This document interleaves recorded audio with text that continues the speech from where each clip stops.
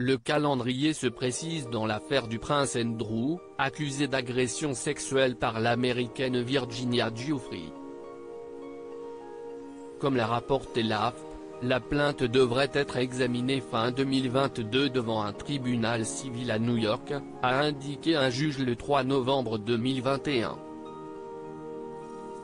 Le duc d'York, 61 ans, continue de nier ces accusations et a demandé, une fois encore, à la justice américaine le rejet de cette plainte vendredi dernier, assurant qu'elle cherchait à profiter financièrement de l'affaire.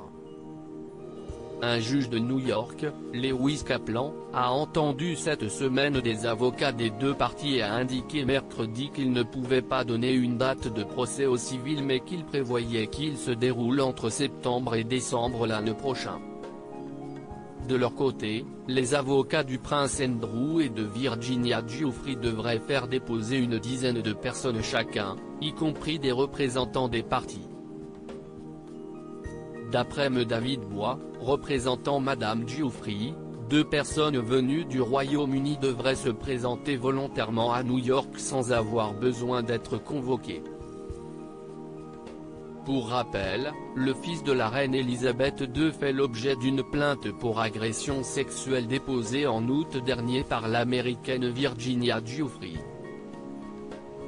Cette dernière l'accuse d'être l'un des hommes puissants à qui elle aurait été remise dans un but sexuel quand elle a été, affirme-t-elle, la victime entre 2000 et 2002, à partir de ses 16 ans, du vaste trafic sexuel pour lequel Jeffrey Epstein a été inculpé et incarcéré, avant de se donner la mort dans une prison de Manhattan, à l'été 2019. Les agressions sexuelles se seraient produites à 3 reprises, à Londres chez Ghislaine Maxwell, une collaboratrice de Jeffrey Epstein dont le procès au pénal débute le 29 novembre à New York, et dans les propriétés de M. Epstein à New York et dans les îles Vierges. Le prince Andrew n'a eu de cesse de nier ces accusations.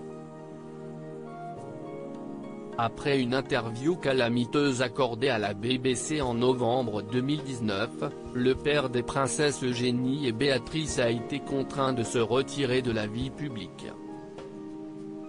Depuis, le Britannique et ex-mari de Sarah Ferguson fait profil bas et n'apparaît plus que lors de virées à cheval sur les domaines privés royaux. Sa présence au premier plan, aux côtés de la reine, lors des funérailles de son père le prince Philippe en avril dernier, n'avait pas manqué de faire réagir.